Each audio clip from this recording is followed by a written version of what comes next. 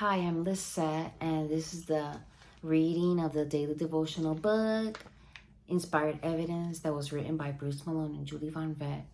The reading today is inspired by paleontology. Imagine leaving your lunch meat sandwich along a trail in the Grand Canyon during a family vacation and finding the same undecayed sandwich 50 years later. A ridiculous fantasy?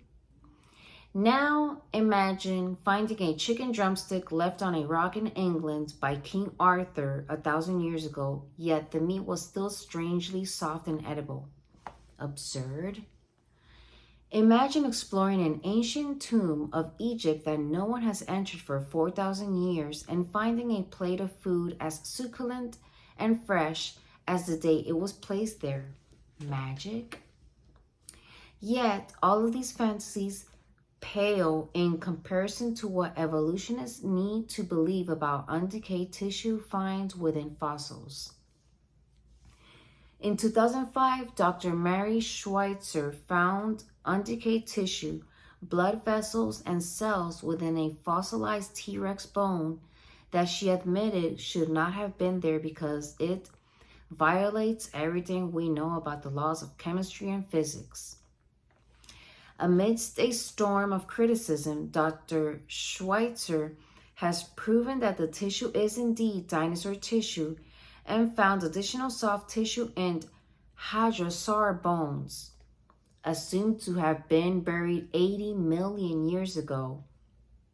Meanwhile, Maria McNamara has identified muscle tissue laying outside of the protective bone structure from a salamander supposedly buried for 18 million years. And Joanne Lindgren has found soft organic remains in the eye socket of a mosasaur fossil supposedly buried for 80 million years. All of these time scales are ridiculous in the face of the soft tissue finds, but make sense if the rock layers are the result of a recent worldwide flood. God is making it absolutely apparent that a recent creation and a worldwide flood are a reality of history. His word can be trusted as clear and straightforward. Dinosaurs were caught in a worldwide flood only about 4,500 years ago, and that is why small amounts of undecayed, unfossilized tissue remains. Ooh, interesting. Scripture quoted today is John 3:12. If I have told you earthly things and you believe not, how shall you believe if I tell you of heavenly things? I like this one. Let's repeat it. If I have told you earthly things and you believe not, which there's so many things we don't believe, right? How shall y'all believe if I tell you of heavenly things? A lot of sense it makes, because heavenly things are so unbelievably amazing that it's hard to believe that such a wonderful, omnipotent being exists, like the Lord. It's incredible, right? I know it is. I think that concludes the reading of this book today. I'll be back reading again tomorrow. By the way, I just had to talk with my kids because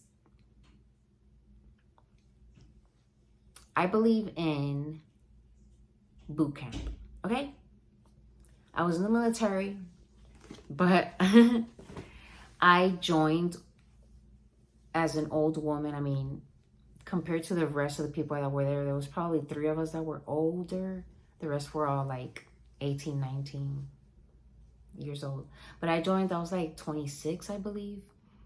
And I was one of the older females, at least, and in general. But anyhow, I volunteered. I joined because I volunteered. And the reason I volunteered was because I joined in 2009. Basically, remember the recession in 2008? Well, I had lost my job back then. I got laid off. And so I was living in a small town in Arizona where there was a military base. I don't know if you guys know, Fort Huachuca is in Arizona.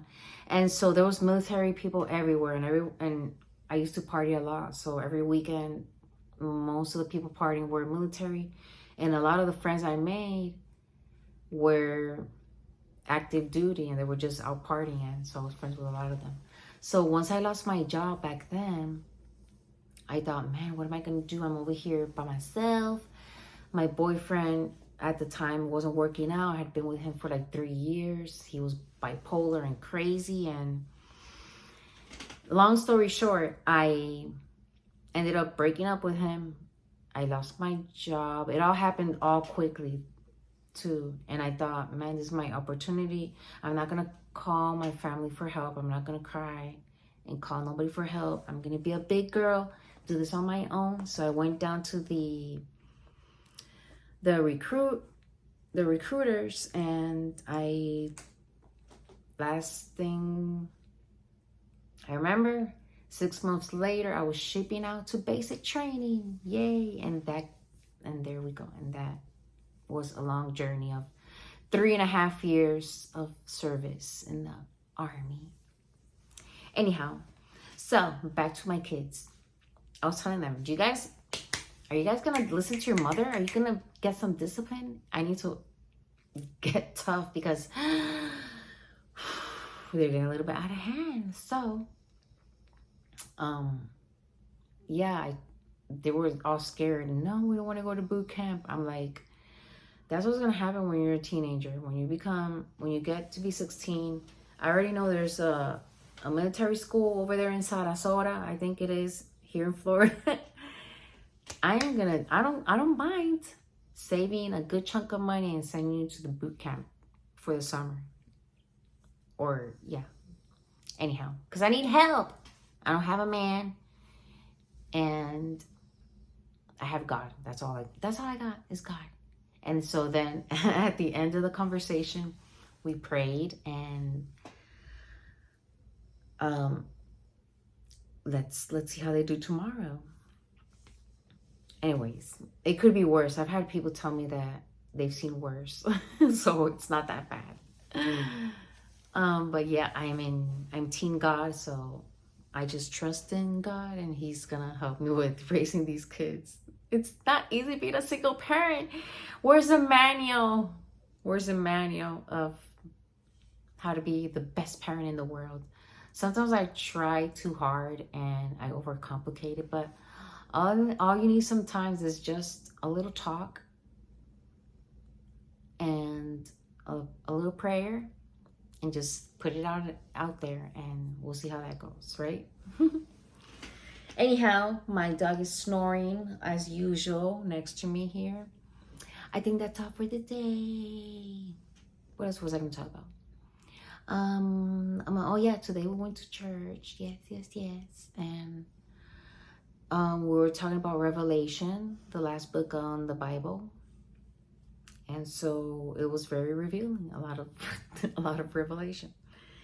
Anyhow, I need to meditate on what we studied today, but the chapter my pastor was talking about mostly today was chapter 1 and 2. And it's a little bit hard to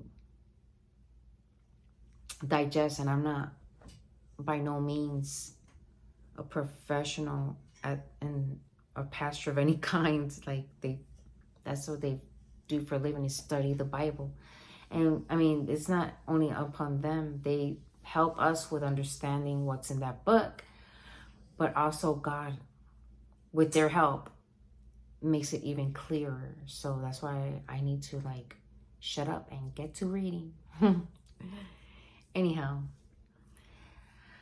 I'll shut up right now and get to do what I gotta do next.